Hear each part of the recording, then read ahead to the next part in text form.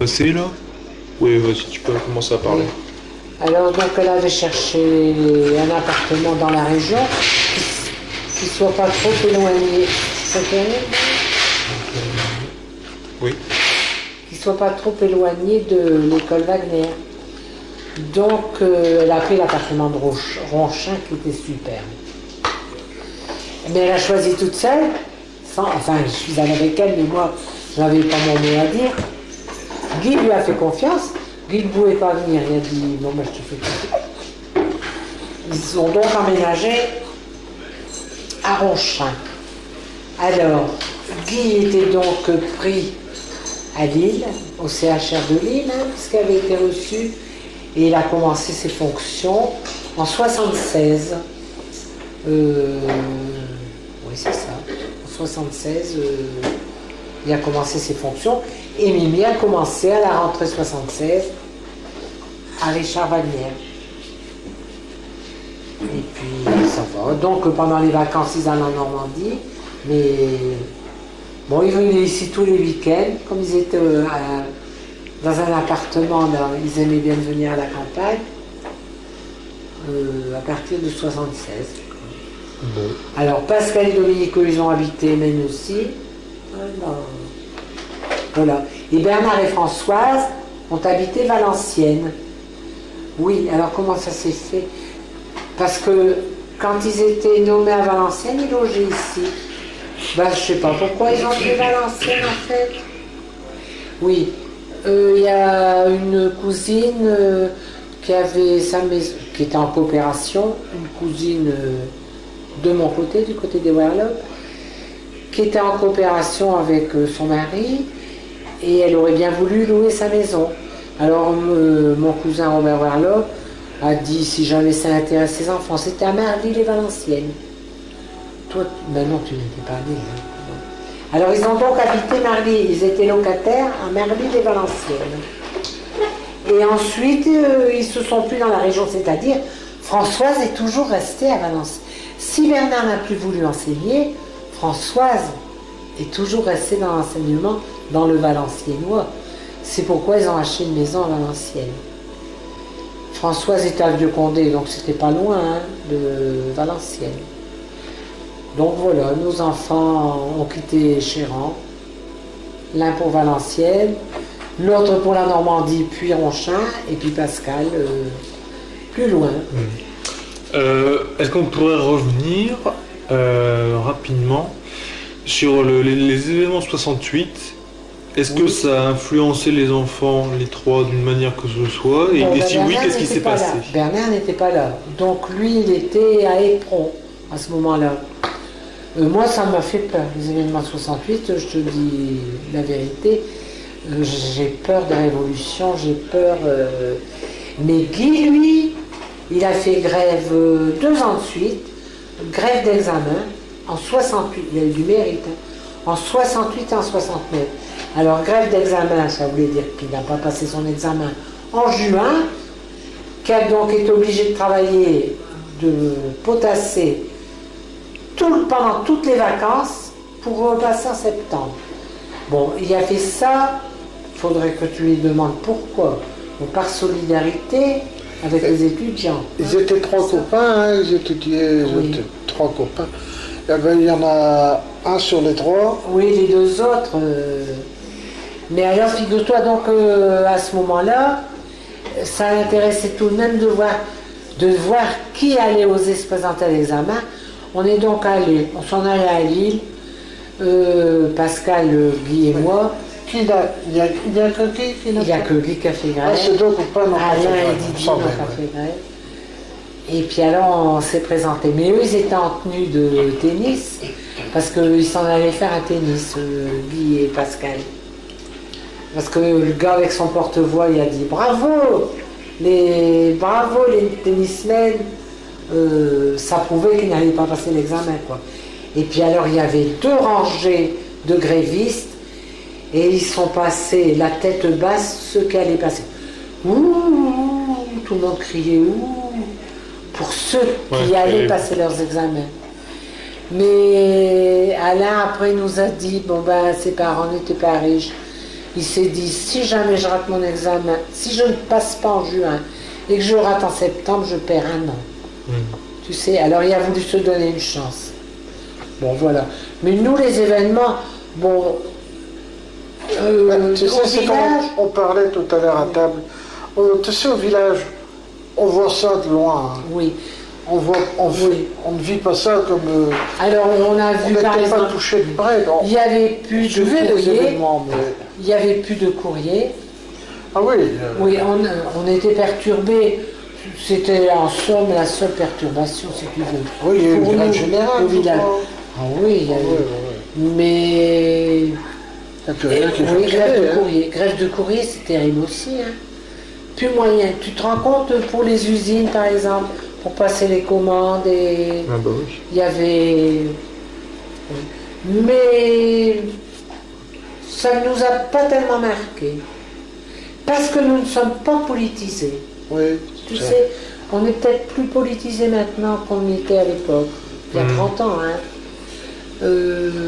Et alors, on a peur des révolutions, on a peur des émeutes, on n'aime pas la discussion. On n'aime pas la discussion, c'est dans notre tempérament. On n'aime pas les disputes encore moins, et les criailleries, et alors ça nous faisait peur. Mais bon, ben, les collèges, tout d'un coup Pascal est revenu, le collège a fermé. Et alors Pascal, lui, il avait quoi? Ah ben, il était au collège de Bailleul. Donc, On l'a ramené le 17, jour de sa fête, le 17 mai, ben oui, mai 68. Père Jouan l'a ramené. Voilà, le collège est fermé, je vous ramène votre fils. Bon, ben lui, il est peut-être bien content de ne plus avoir de classe. Mais... Il était en quelle classe? Oh, peu importe, il était... troisième. Il avait 17 ans, oui. Ben non, il est parti plus tard, lui, alors... je sais pas. Ben non, je me souviens pas. Mais ça a fermé là, et puis c'était les vacances en fait, hein, je pense pas qu'il soit retourné après. Bon ben les examens, pour les gens, il n'y a pas eu beaucoup d'examens passés, hein, la preuve. En plus, ceux qui pouvaient passer des examens faisaient grève. Ils ne les passaient pas. C'est plutôt ton père que tu devrais interroger sur mes 68, tu sais. Oh, je voulais avoir le point de vue des parents, quoi. Des parents. Parce qu'on n'a jamais le point de vue des parents. Non. C'est vrai. Des grands-parents, oui. Ah si, toi, tu peux demander à ton père, il va t'expliquer. Je sais bien, mais je voulais avoir le point de vue des parents. Des grands-parents. Ouais, non, des parents. Des parents, Des intéressés, quoi. Oui, c'est ça. Quand on constate que les enfants renient leur religion, c'est une date particulière ou ça a été petit à petit, ou est-ce qu'ils vous l'ont dit un jour comme ça? Ben Bernard. Bon, Bernard, lui, évidemment, c'était... Oui. Ça a été Ouais, mais les deux il a autres. continué, il croyait en Dieu quand même. Hein. C'est pas, il n'a pas renié Dieu. Ouais. Mais il croyait en Dieu. Et puis il continuait à pratiquer sa religion. Hein. Bon. Alors, Guy, c'est la même chose. Bon, ben, Guy et Pascal, ils servaient la messe. Ils étaient lecteurs à l'église jusqu'au dimanche précédent leur mariage. Et Guy et Pascal. Et Mimi nous a dit que Mimi n'a jamais empêché Guy d'aller... moi, j'ai tout de même pensé que sans que les femmes empêchent leur mari d'aller à la messe, par exemple, il y a tout de même l'influence, je crois. Hein. Je crois qu'il peut avoir l'influence, hein, il n'y a pas d'histoire. Hein. Oui, c'est-à-dire, si la femme fréquente l'église et se prépare pour aller à la messe, ben, le mari s'habille et puis il la suit. Mais Mimi m'a dit que Guy allait à la messe. Elle avait donc du mérite de le laisser aller. Et puis, il venait en vacances donc à Chéran. Guy m'accompagnait à l'église. Mais ça n'a pas duré longtemps. Hein. Non, alors je ne sais pas s'il faisait ça pour me faire plaisir. Je ne lui ai jamais posé la question. Il m'accompagnait. Et puis, bon, à ce moment-là, Bernard et Françoise venaient tous les dimanches. Je montre là parce que un dimanche, Bernard ne se lève pas. Il logeait dans la chambre au-dessus. Je lui dis, Bernard, la messe est à 10h. C'est 9h30, on sonne pour la messe. Pas de Bernard. Un quart d'heure après, il était marié, hein. Bernard, on sonne pour la messe. Je n'y vais pas. J'étais furibond. Je ne dis rien, mais je ne sais pas crier. Hein. J'étais en colère. D'ailleurs, tout le temps de la messe, je n'ai pas été communiée parce que j'étais indigne, j'étais pas en état d'aller communier, tellement j'étais fâchée contre lui. Alors là, fâchée, il était marié. Hein. Et puis je suis revenue de l'église, il tournoyait autour de moi parce que il est très bon, Bernard. Puis alors, il est très sensible. Il me ressent. Bah, Moi, je ne pleure peut-être pas. Je ne suis pas émue comme bon papa, mais je suis très sensible. Je souffre facilement quand même si je ne pleure pas. Et alors, il tournoyait autour de moi. J'avais envie de lui dire, t'es fier de toi. Hein. Oui, mais quand Guy a vu ça, une autre fois où Guy est venu en permission, qui a vu que Bernard, en permission, enfin, en vacances, qui a vu que Bernard n'allait pas à la messe, il n'est plus venu non plus. Bon, ben, il faut reconnaître, il faut être, je veux dire... Bon joueur. Oui, c'est pas ça que je veux dire. C'est une histoire d'honnêteté. Ouais. S'il ne croit plus en Dieu, c'est inutile d'aller à la messe. C'est ça que je veux dire, dans le fond. Bon. Pascal, lui, continuait toujours à aller jusqu'en 75. Il a toujours été à la messe. Il était lecteur à l'église. Du jour où il s'est marié, il n'a plus été à la messe. Alors, je ne sais pas si je ne lui ai jamais posé la question. S'il allait ici pour ne pas me faire de peine, tu sais, parce qu'il m'avait dit, il avait vu que j'avais souffert que Bernard et Guy épousent des jeunes filles athées. Il m'avait dit, ne t'inquiète pas, maman, je te ramènerai une petite chrétienne. Il m'avait dit à ce moment-là. Bon, il m'a peut-être ramené une chrétienne, c'est-à-dire une fille qui avait été baptisée, Dominique, elle ne fréquentait pas l'église. Elle a été baptisée, point final. Elle est sur le registre des chrétiens, mais c'est tout. Hein, quand elle était fiancée, elle vient ici, alors aussi pour faire plaisir, un samedi soir, elle accompagne Pascal et puis nous-mêmes à la messe. C'était malheureusement la messe anticipée du dimanche des Rameaux. Il y a des évangiles d'une longueur, c'est la passion du Christ. Hein. Ah ouais. Alors quand elle est sortie de l'église, elle dit, je n'irai jamais plus. C'était le cri du cœur en sortant de la messe. Ça a tellement duré longtemps. Non, on n'était pas... Alors, moi, quand Pascal était marié, et qu'il venait ici, je lui disais pas, tu vas à la messe. Tu comprends, quand un enfant est marié, on n'a plus à se mêler de ce qu'il fait, quand même. Hein? J'ai beau être une mère possessive, mais quand même. Je ne lui ai jamais posé la question. Mais Mamie Guéquer, quand c'était pas long, ils se sont mariés le 27 septembre, je suis allée avec Mamie Guéquer le 7 novembre. Je sais, c'est le jour anniversaire de Dominique et de Mamie Guéquer. On est donc allé, Mamie Guéquer, en arrivant chez Dominique, elle dit, on a vu l'église tout à l'heure en passant, elle est belle intérieurement. Je ne sais pas, on n'y va pas, elle dit Dominique. Alors j'ai été renseignée tout de suite. Donc ils n'ont pas été à la messe. Du tout depuis qu'ils sont mariés. Bon, ben, c'est leur affaire. Hein. Je ris. Je n'en ris peut-être pas parce que j'en ai souffert quand même. Mais enfin. Il y a juste un truc où ils ont quand même, tous les trois, suivi un principe plus ou moins religieux, c'est qu'ils ont eu qu'un seul amour, comme tu disais, oui. Comme toi et mon papa. Oui, si, c'est vrai. Et puis alors, ils ont une vie droite. Et c'est assez rare. Moi, je veux dire, quand tu regardes même des gens de leur c'est vrai. C'est rare, nos jours. Au mariage de Françoise, j'ai parlé avec Jean-Pierre. Il dit, ensemble, il dit, monsieur Rotler, vous et nous, il y a peu de choses qui nous séparent, il dit. C'est vrai. On a les mêmes principes. Oui. C'est vrai, c'est la vérité. Des principes d'honnêteté, des principes.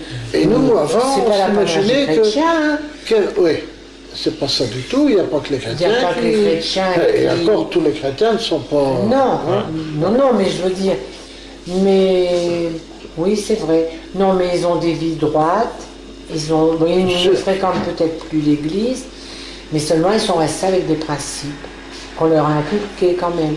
Ça, on peut pas dire le contraire. Ouais. Un petit mot. Alors, ça aussi, je doute que ça vous ait beaucoup inquiété, puisque si je fais un petit calcul, vous étiez peut-être en retraite, quoique. Oh, peut-être pas. La crise de 73, en fait. 76. 13. 13. Premier choc pétrolier, la crise, les prix de pétrole qui commencent à augmenter en flèche, tout ça. On constatait, mais... On constatait uniquement par la hausse des prix. On s'était dit, si ça continue, ça va être fini, on ne va plus pouvoir rouler en voiture. Par la hausse des prix, tout s'en ressentait. Hein. Voilà. Uniquement, on s'en est rendu compte uniquement comme ça. Mais... Ça vous a inquiété ou pas? Ben, ça inquiète tout de même. Si. Ça nous inquiétait, ça nous empêchait pas de vivre quand même. Mais on est passé. Parce que je me disais, sans pétrole, il n'y a plus de vie possible. Hein. C'est fini, hein, tout s'arrête. Hein. Et par exemple, un événement comme ça, qui me semble à moi assez effrayant, mais parce que je l'ai pas vécu. Je veux dire, si on compare un événement comme celui-là et la guerre, c'est dérisoire, la crise. C'est dérisoire. Ce que vous dites, ça m'inquiète. Oui. Mais c'est dérisoire par rapport à une guerre. Bien sûr. La guerre, hein, La guerre, on tue tout le monde. C'est épouvantable. Hein. Oui. Donc ça vous a quand même appris à relativiser cette guerre. Ah oui, exactement. Et nos parents, encore plus, ayant vécu 2 guerres. Ils ont eu 2 guerres à nos parents. Donc, tout ça, mais là, l'économie pour eux. Parce que pour nous, la 3e génération, c'est la crise, le gros problème. Oui, bien sûr. Oui. Bien sûr. Chose qu'on n'a pas connue, cette crise-là, à la fin de notre vie, c'est moins important que pour vous. Vous autres, il y a de quoi se poser des questions, mais tout ça va s'arranger, il n'y a pas de problème. Plus ou moins à brève échéance, mais on va trouver des solutions. Ce qu'il y a eu, ce qui a fait, c'est malheureux à dire, mais cette guerre où il y a eu beaucoup de démolitions, que ce soit en Normandie ou en Alsace, tout ça, dans le Nord pas trop encore, il y en a eu quand même. Ce qui s'est passé, c'est que après la guerre, il a fallu tout reconstruire. Et il y a un proverbe qui dit « Quand le bâtiment va, tout va ».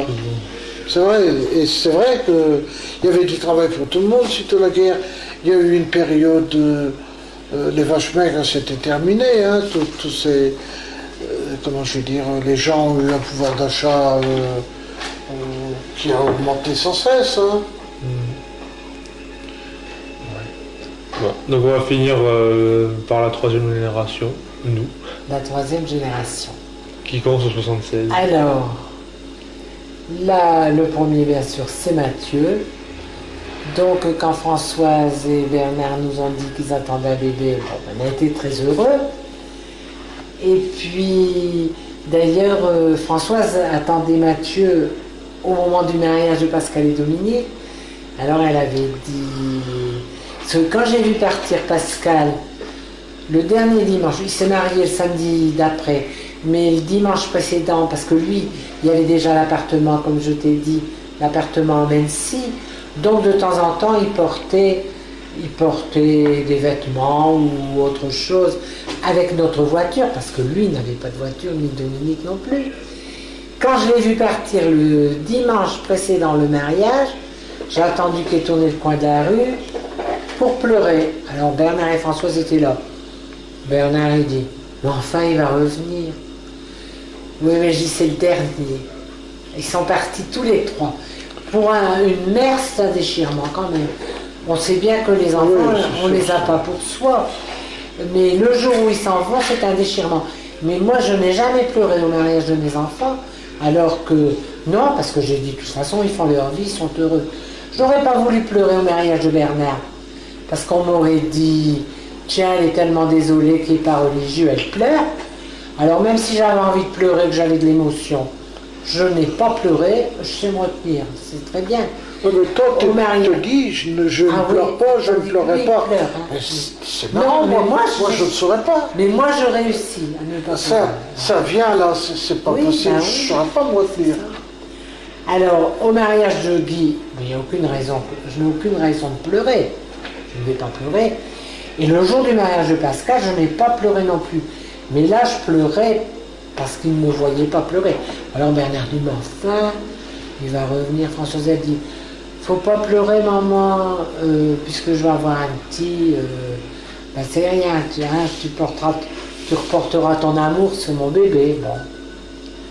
Et puis voilà, bon, donc Mathieu est arrivé, comme dans la chanson. Alors Bernard téléphone, il dit c'est un petit garçon. Ah ben oui, moi j'avais déjà eu trois fils. Bon ben c'est très bien, bon, on était heureux, c'était un beau petit garçon. Il ressemblait un petit peu à Guy. C'est comique, hein, quand il était bébé.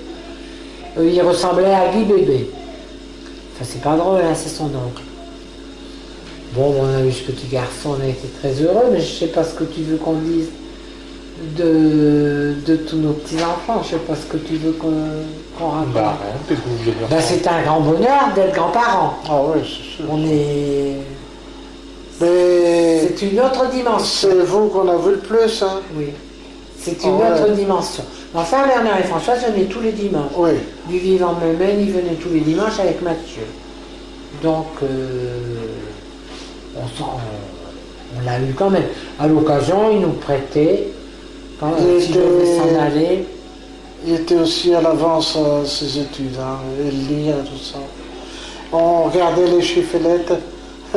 Il disait quel âge il avait quand il disait. Oh ben, il savait dire. Consonne T.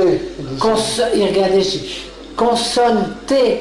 Non mais il regardait les chiffres et les lettres. Le gars qui prend les. Tu sais, il prend. Alors il dit voyelle, consonne. Et alors lui, il était petit, il avait 5 ans. Il prenait un livre, alors il faisait semblant de lire. Tout d'un coup, il voyait un T. Consonne T. À chaque fois les T, ça. Bon, on était un petit peu émerveillés de voir son intelligence. On est allé le conduire à l'école et le rechercher. Le premier jour de rentrée d'école, papa était en vacances. Il nous donnait la main à un moment, à moi, et il sautillait en venant. Mais on est allé le conduire avec Françoise. Mais Françoise devait commencer ses cours au collège. Alors elle avait demandé qu'on vienne passer la journée à Valenciennes pour aller le rechercher le midi, parce qu'il était petit, il avait 2 ans et demi, pour ne pas aller à l'école l'après-midi, parce qu'il faisait la sieste l'après-midi. On est allé le chercher quand il nous a vus, il était dans sa classe, il nous a vus arriver, il a pleuré. Alors j'ai demandé à l'institutrice, ben, elle dit c'est l'émotion, c'est parce qu'il vous voit. Alors c'est là, on lui donnait la main pour aller rechercher la voiture et il sautillait. Il a pleuré en revenant. En nous voyant, c'est tout. Non. Il n'a pas pleuré quand on l'a quitté. Il a dit à sa pleuré quand il nous a maîtresse, vus.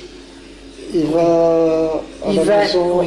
Ah oui, alors je vais raconter l'histoire. Oui. Donc l'après-midi, je l'ai couché. Il a sa sieste. Ah oui, Quand c'est Bernard est rentré du travail, il a pris sur ses genoux. Alors Mathieu, comment ça s'est passé? As-tu été sage? Non, je n'ai pas été sage. Mathieu, il a dit à la maîtresse, Mathieu, il va aller à la maison voir bon papa, bonne maman. Parce que, tu sais, lui, il se disait, mes grands-parents, ils sont à la maison, puis moi, je suis ici. 2 ans, il va aller à la maison pour faire bon papa et bonne maman. C'était ça. Alors, il trouvait qu'il n'avait pas été sage parce qu'il avait dit ça. Et alors, le lendemain, on est resté là, c'était un samedi, on a dormi là. Alors, le samedi, Bernard et Françoise ne travaillaient pas. On est allé le conduire à l'école. Mais il n'a jamais pleuré, là, pour nous quitter. Hein. Puis voilà, bon, alors c'était le premier. Bon, il venait ici aussi. Il a toujours été avancé. Bon, tout. est arrivé le deuxième, c'est encore un garçon. Oui, alors là, Jean-Pascal, un petit garçon. Ben, Et le troisième, c'est encore un garçon. alors voilà, Hein? Bertrand, ben, je dis, j'aurais jamais de petite fille. Non, mais alors, ça, je peux ouvrir une parenthèse. Bon, alors, oui, t'es arrivé. Donc voilà, Pascal et Dominique, bon, ben, tes parents, ils désiraient avoir un bébé, ben, tu es au courant de l'histoire, hein. Tu es au courant qu'ils avaient fait une demande d'adoption, hein. Je ne dis pas un secret, parce que de toute façon, c'est vrai. Donc, Bon, ils venaient par exemple ici en vacances, alors Mimi disait, ils ont toujours été très libres avec nous, ces deux nous ont toujours parlé très librement. Mimi elle dit, ben, peut-être ici en étant chez Ran qu'on va réussir à faire bébé. Ben oui, c'est tout ce qu'on vous souhaite, hein, fabriquer votre petit bébé à Chéran. Et puis, ou alors Mémène, c'est ma maman, elle disait, parce que Mimi elle est douée, elle sait tout faire de ses 10 doigts. Elle sait coudre, elle sait tricoter, elle faisait un tas de... Regarde, elle sait tapisser, elle sait tout faire de ses 10 doigts. Hein. Alors Mémène elle dit, vraiment, tu sais tout faire. Non Mémène, je ne sais pas faire de bébé. C'était une catastrophe, hein, pas pouvoir faire de bébé. Alors ils nous disent, ben voilà, oui, voilà, attends, comment ça s'est passé? Une femme, je crois, une femme qui ne sait pas avoir d'enfant. Oui, alors voilà. Bon, voilà Pascal et Dominique qui se marient. Ils ne désiraient pas en avoir un tout de suite. Comme nous, si tu veux, ils voulaient attendre encore un petit moment. Après, il y avait les moyens contraceptifs hein, maintenant. Mais tout d'un coup, Pascal nous dit, on attend toujours qu'il vienne un bébé chez Mimi et puis il n'en vient pas. Et nous, on voudrait bien faire... Il se sentait responsable. Non, mais j'avais la gorge nouée. Hein. Alors il dit, on voudrait bien avoir un bébé. Moi je dis, il faut vivre votre vie, hein. Qu'est-ce que vous... Il ne pouvait pas attendre. Il voulait attendre qu'il y en ait un là, parce que c'était l'ordre logique du mariage. Non, tellement tes parents étaient désolés de ne pas faire de peine. Pour pas faire de peine à tes parents. Mais moi je dis, bah, écoutez mes petits-enfants, il faut faire votre vie, hein, si vous voulez un bébé. Bon. Et puis voilà qu'ils veulent faire un bébé, puis elle attend un bébé. Donc, au mois de septembre, donc 78, quand ils sont venus dans le Nord, ils sont venus pour la braderie, et ils sont allés à Valenciennes. Dominique, elle est allée dire à Françoise, c'est rien si je raconte tout ça. Dominique est allée dire à Françoise, j'attends un bébé, mais je n'oserais pas le dire à Mimi. Tu voudrais bien m'accompagner, je ne sais pas comment elle a dit ça, Françoise. Oui, oui, on va aller lui dire. Nous étions partis à Tours, on avait été chez Cousin Labbé en Bretagne, ensuite on est revenu par Tours, et on revenait vers chez Pascal et Dominique. Avant de revenir à Ronchin, on était invités à souper chez vos parents en rentrant de vacances. Et donc on n'était pas là quand ils sont venus ici au mois de septembre. Ils sont donc allés dire à Mimi, bon ben Mimi n'a pas pleuré, rien du tout. Elle a dit, bah, c'est très bien, je ne sais pas ce qu'elle a dit, je vous félicite, mais la pauvre petite, tu comprends, elle devait avoir du chagrin. Alors, nous voilà arrivés depuis Tours, on arrive chez Pascal et Dominique, ils sortent une bouteille de champagne. Bon, on va fêter, vous avez fait 2000 km, dit Pascal, on va fêter ça. Moi, je dis vraiment, ça ne vaut pas une bouteille de champagne. Ils ont dit non, on a autre chose à vous dire. Alors on attend le bébé. Bon. J'attrape le coup ici, par rapport à Mimi et Guy, tu sais, je me dis, pauvre gosse. Moi, j'avais du chagrin pour eux. Alors il dit, mon Dieu, j'ai quand Mimi va savoir. Ben elle le sait, dit Dominique. J'ai été lui dire avec Françoise. Bon. On a dormi chez Pascal, on est resté quelques jours chez Pascal et Dominique, on est revenu par Ronchin. Alors là, lui il dit, vous avez appris la nouvelle Alors il dit, tu sais, nous, ce qu'on a pensé, maman, on va adopter un bébé. Tu l'aimeras bien, maman. Oh ben, je crois que je l'aurais encore aimé mieux que tous les autres. Hein. Ben oui, mais j'avais envie de pleurer, là. C'est bien qu'il dise ça. Mais oui, mais vous avez bien raison, faites une demande d'adoption. Si vous êtes malheureux, que vous désirez avoir un bébé. Alors, ils ont demandé, nous autres, on connaît une dame à Chéran qui s'occupe de la DAS et puis qui a adopté elle-même 2 enfants. Elle pourrait peut-être vous donner des tuyaux. On a donc demandé à cette dame, Madame Péquery, on a pris un rendez-vous pour Mimi et Guy. Ils sont allés chez Madame Péquery qui leur a donné tous les formulaires à remplir. Ils sont venus remplir les formulaires ici. Tu sais à quelle date ils ont rempli les formulaires? Le 11 octobre 79. Et toi, tu es né le 11 octobre 80. Parce qu'ils ont été libérés de ça, en se disant, on aura peut-être un bébé. Parce que Françoise, qui parle toujours d'une manière assez grossière, Elle disait c'est malheureux quand même, hein, c'est psychologique. Quand ils font l'amour, c'est pour faire un bébé. Mais Françoise, elle dit, mais qui ne pense pas au bébé. Elle disait Françoise, s'ils ne pensent pas au bébé, ils en font un, elle disait Françoise. Mais eux, leur volonté, c'était ça. Alors, donc ils ont rempli ici, parce qu'il faut que les grands-parents donnent leur avis. Leur assentiment. Et leur assentiment, ça ne nous regarde aucunement, mais moi, Guy m'avait déjà dit ça ne nous fait rien si on adopte un enfant. Nous, on avait connu ça, Foncinelle avait adopté un petit garçon. Non, moi j'étais d'accord. C'était le 11 octobre 79. Bon, c'est tout. Elle a déposé. Alors ils ont dû dire s'ils accepteraient éventuellement un enfant handicapé ou un enfant de couleur. Bon, un enfant handicapé, ils n'ont pas voulu. Pas parce qu'ils manquent de courage, c'est pas ça. Ni un enfant de couleur, pas parce qu'ils sont racistes, mais en pensant à l'enfant, parce que l'enfant, quand il se trouve vivre chez des blancs, parce que c'est un enfant noir, ou aller à l'école, il n'est pas comme les autres, il est peut-être malheureux de ne pas être comme les autres. Hein. Bon, alors non, ils avaient demandé un enfant noir, ça faisait rien si c'était un garçon ou une fille. J'étais content. Voilà, le 2 février, Mimi qui vient. Elle dit, maman, je crois que je suis enceinte. Hein. Qu'est-ce que j'étais content. Mon Dieu, mais je n'osais pas l'espérer. C'était psychologique, hein. Uniquement de ne plus penser, mon Dieu, c'est malheureux, j'ai pas d'enfant et tout ça, parce que là, ils se sont dit, on en aura peut-être un jour, parce que en adoption, ils ne pensaient pas. Parce que ta maman, elle a fait des examens. Pour voir, et ton père aussi, ils ont fait des examens tous les deux, pour voir de quel côté il y avait un empêchement. Quelquefois, ça ne peut pas se rencontrer les deux.